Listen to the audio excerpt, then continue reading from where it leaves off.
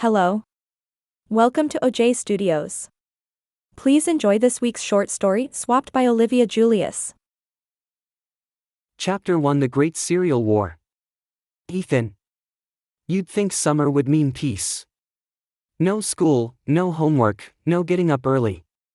But nope.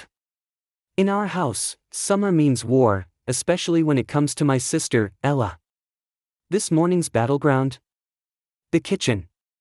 The cause? A box of cereal. That's mine. I snapped, yanking the box of Cocoa Crunch away from her death grip. I called dibs yesterday. Dibs don't last overnight, Ella shot back, her voice all sugar-sweet but her grip like iron. You didn't eat it, so it's fair game. You ate 3 bowls already.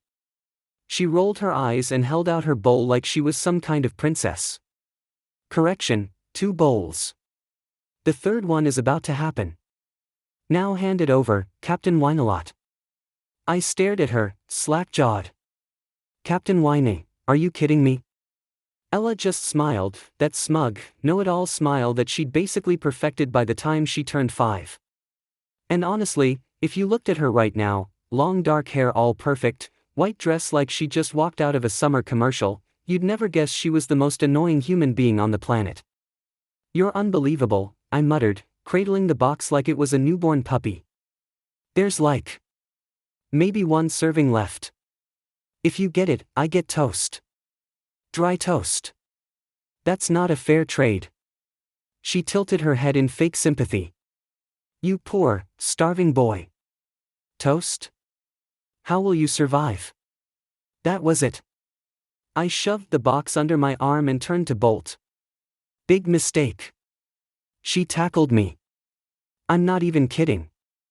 1 second I was planning my heroic cereal escape, and the next we were both on the tile floor, wrestling like wild raccoons. The box exploded mid-struggle, raining chocolatey bits across the kitchen like crunchy confetti. Mom's gonna kill us, I groaned. Ella froze, eyes wide, and for 1 beautiful second, I thought I'd won. Then she grinned. But at least I got the last bowl, she whispered, darting up and scooping cereal off the floor with her hands. This was war. And I was losing. I didn't know it yet, but this was the morning everything would change. And I do mean everything. The kitchen looked like a cereal bomb had gone off. Cocoa Crunch was everywhere, in the sink, under the table, even stuck in Ella's hair. She was still crouched like a gremlin by the spilled box, triumphantly chewing a handful of floor cereal like it was gourmet chocolate. That's when Mom walked in. She stopped dead in the doorway. Coffee mug in one hand. A stack of mail in the other. Her eyes scanned the scene in complete silence. Uh-oh. I slowly straightened, brushing cereal bits off my shirt, like that would somehow make me less guilty. Ella froze, mid-chew. What, Mom said, in that terrifyingly calm voice she used right before the storm hit, happened in here. I opened my mouth. Closed it. Pointed at Ella. Don't you dare blame me. Ella cut in, springing to her feet. He tackled me. You tackled me. Only because you tried to hoard the cereal like a greedy little raccoon.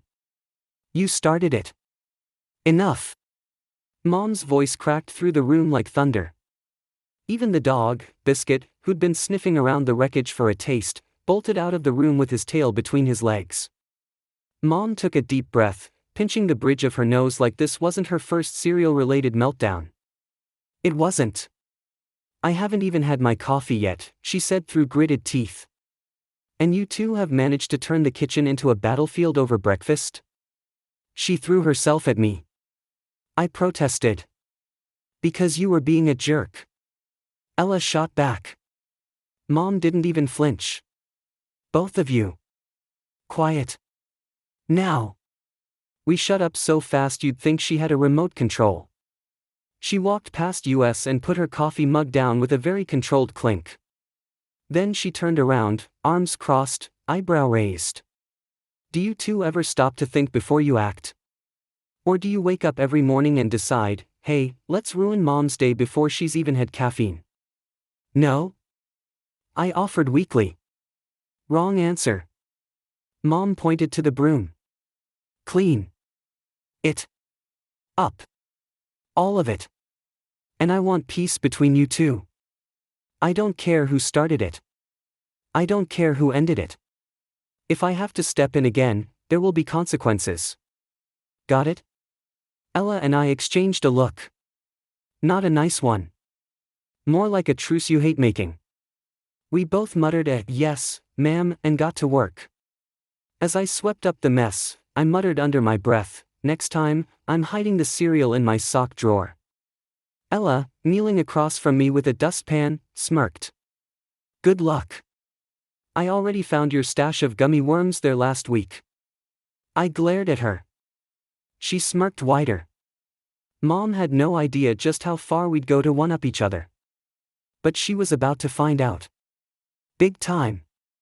By the time we finished cleaning up, the kitchen floor sparkled like we were trying to impress royalty. Ella dumped the last of the Cocoa Crunch crumbs into the trash like she was disposing of evidence, then dusted off her hands with a dramatic sigh. Well, she huffed, brushing a piece of cereal off her dress, I've got a busy day ahead. I don't have time for any more of your nonsense. I rolled my eyes and flopped onto one of the kitchen chairs. Busy day of what? Hoarding snacks and being dramatic. She glared. For your information, I have ballet class in an hour. Then after that I'm hanging out with Mia and Zoe. We're going to the mall. Oh no, I said, putting a hand over my heart. Not the sacred mall trip. Ella narrowed her eyes. We're picking outfits for Zoe's birthday party. There's a theme. Let me guess, Princess Glitter Explosion. It's pastel floral, thank you very much. I snorted. Sounds exhausting. She crossed her arms. It's called having a life. You should try it sometime. Hey, I've got a packed schedule too, I said, puffing up a little. Soccer practice later, then I'm gaming with Josh and Nolan. Busy, important stuff. Ella raised an eyebrow. Video games don't count. Says who? Says anyone who's ever done a play in real life. I grinned. At least I don't have to do ballet. Ella gasped like I'd just insulted the Queen of England. Excuse me? Just saying, I said with a shrug, enjoying this way too much. Leaping around in tights doesn't exactly scream fun. You clearly don't understand the athleticism, the grace, the to-dos. Her jaw dropped. You're impossible. And you're predictable. We locked eyes. The room tensed like it was about to erupt into World War III, Sibling Edition, Round 2. But before anything could be said or thrown, Mom's voice rang from down the hall. If I hear one more word of bickering, I'm going to do something you'll both regret. Ella and I both froze.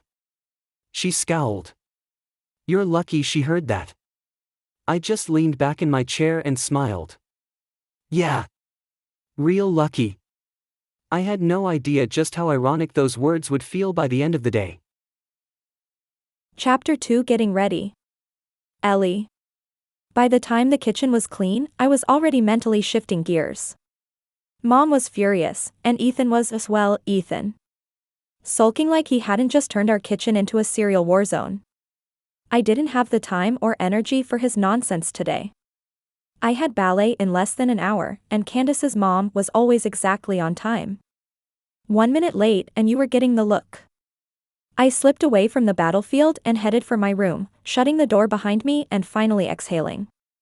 My room, my space, was calm. Clean. My bed was made, my bar was set up neatly in the corner, and my leotards were hanging from their designated pegs in the closet, organized by class level and color. I walked over to them and ran my fingers across the soft pink fabric of today's uniform, level 3 leotard, blush pink with cap sleeves, white tights, and ballet slippers. Simple. Elegant. Controlled. Unlike someone I knew. Ethan and I couldn't have been more different if we tried. He was a year older, but sometimes it felt like I was the big sister. He was loud, impulsive, always running late, and somehow always covered in grass stains or peanut butter. I was focused, disciplined, organized. And yes, okay, I could be a little dramatic, but only when it was earned. He never took anything seriously, especially not me or ballet. He thought everything I did was just some sparkly girl hobby, and not a real sport. As if I didn't spend hours perfecting my form, working my muscles, balancing every move. As if I didn't have to fight to be seen as more than just a kid in a pink leotard. He'd never understand. And honestly, I didn't expect him to. As I started peeling off my jeans and slipping into my tights, my phone buzzed on the nightstand. Candace. Ugh. Can't wait for ballet to be over so we can hit the beach. I smiled. I'd almost forgotten. We were going to the lake afterward. Just a few of the girls, Candace, Shelby, maybe even Zoe if her mom said yes. I crossed the room and opened my closet's bottom drawer where I kept my swimwear. My favorite one piece was right on top.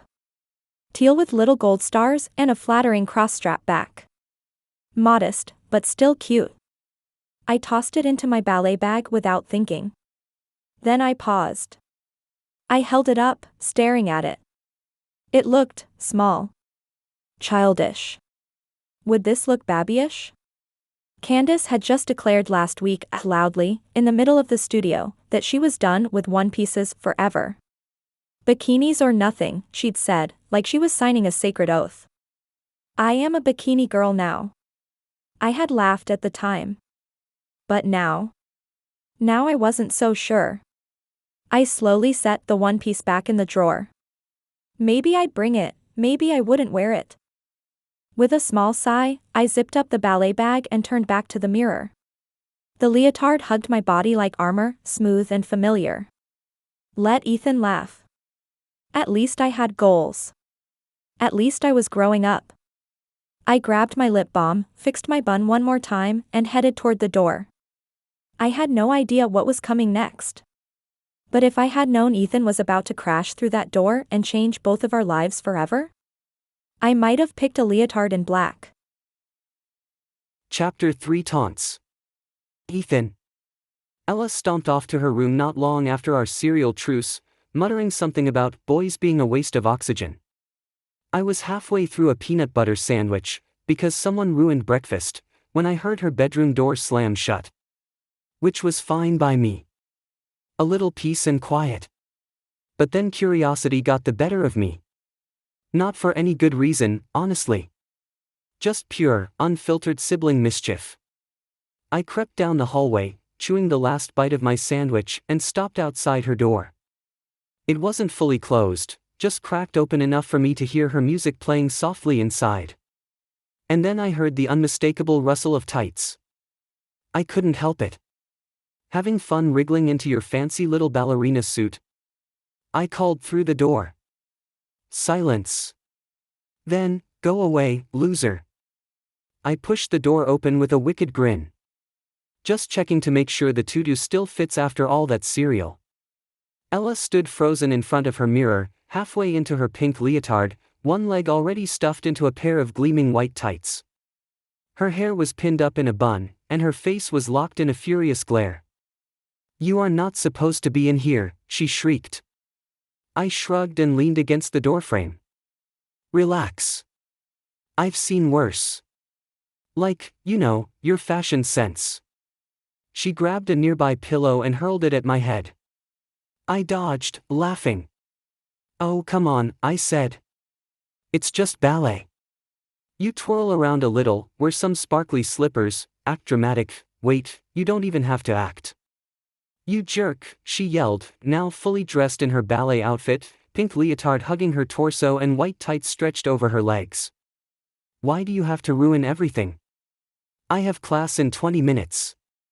Good, I said. Maybe you'll dance out some of that attitude. We were shouting now. Full volume. Echoing down the hallway. She shoved me, hard.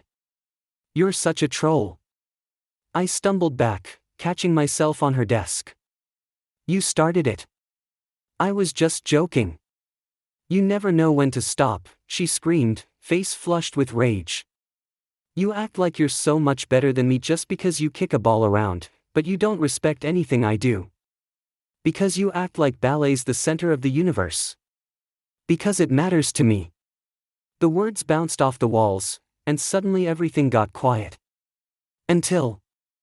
Enough. We both froze. Mom stood in the doorway, arms crossed, eyes blazing with that look, the look that meant we were officially doomed. I warned you this morning, she said, voice low and dangerous. But clearly, neither of you learned anything. I gulped. Mom. No. No more excuses. She stepped into the room, right between us, as if she could physically separate the hurricane of our rivalry. You two need to understand what it's like to live in each other's shoes. She sighed. Or leotards. Or cleats. Whatever. Ella blinked. Wait, what? Mom narrowed her eyes. Maybe then you'll learn what it means to respect each other. She raised her hands. And then. Everything. Went. White.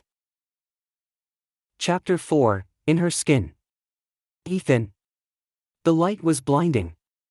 Not like staring at the sun blinding, more like being inside the sun. Warm and overwhelming, but not hot. More like a tingling that rushed through every inch of my body all at once. I couldn't move. I couldn't even breathe. It was like time froze and I was suspended in this white void, weightless. Then the tingling turned into something else. It started in my fingers and toes, a strange, pulling sensation, like invisible threads were tugging them into new shapes. My hands were shrinking, softening. My arms itched under the skin, the muscles twitching as they shifted, becoming slimmer and smoother. My chest suddenly felt weird. Heavy. I looked down, and even though I couldn't see anything yet, I knew something was happening there. My legs stretched longer, but thinner, and there was this strange tightness in my hips, like my bones were rearranging themselves. It didn't hurt. Not exactly. It felt more like popping a joint over and over in places I didn't even know I had joints. Then came the rush of cold. Not on my skin, but under it. Like someone had opened a freezer inside my chest and let the chill pour through my whole nervous system. My voice caught in my throat. I tried to say, "What's happening?" but what came out was softer, higher. It didn't even sound like me. It sounded like her. Oh no, I whispered. And that's when the real panic hit. My hair, it tickled my neck. Long, brushing against my shoulders. I could feel it swaying. I reached up, and my hands brushed through silky strands that definitely didn't belong to me. Then the leotard snapped into focus. Wait, what? I was wearing Ella's leotard. Pink. Clingy. Every seam hugging my body like a second skin. My legs were wrapped in tight white tights, smooth and oddly exposed. I felt like I was wearing a costume. No, like I wasn't wearing enough at all. My bare arms, my flat chest pressing against the stretchy fabric, the strange new weight on my backside. This wasn't a joke. This was real. I stumbled back, blinking rapidly as the light finally faded, and my surroundings clicked into place again. Ella's room. Her mirror. Her posters.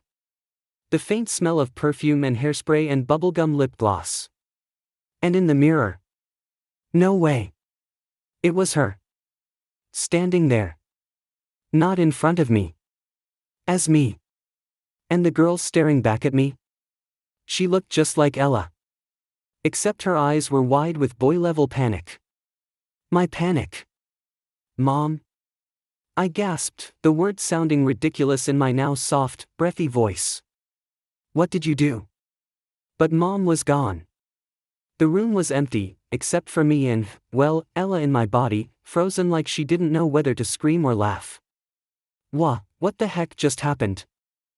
I whispered again, staring at her hands, my delicate fingers, the way my chest rose and fell differently when I breathed, the high bun bouncing ever so slightly as I moved my head. I was her. I was Ella. And I was wearing the world's pinkest, tightest, most embarrassing ballet leotard. Oh no. Oh no, no, no. This was so much worse than dry toast. Ella, in my body, was staring at me like she was trying to wake up from a nightmare. My eyes were huge, jaw slack. She took a step back and held out her hands, turning them over slowly like she didn't trust what she was seeing. "Oh my God," she whispered. "These are your hands." "No kidding," I said, my voice still freaking me out every time I heard it. I sounded like her, I looked like her, and judging by the way everything felt, I even moved like her. Ella blinked rapidly. "I have arm hair. EW. I have your arm hair." I folded her arms, instantly regretting the movement because the way the leotard hugged my body made me way too aware of everything. "Focus, Ella. We've got bigger problems." She looked up at me, herself, and frowned. "Don't say my name in your voice. It's creepy." "You're creepy," I shot back automatically. She narrowed her eyes. "You're the one wearing my ballet outfit.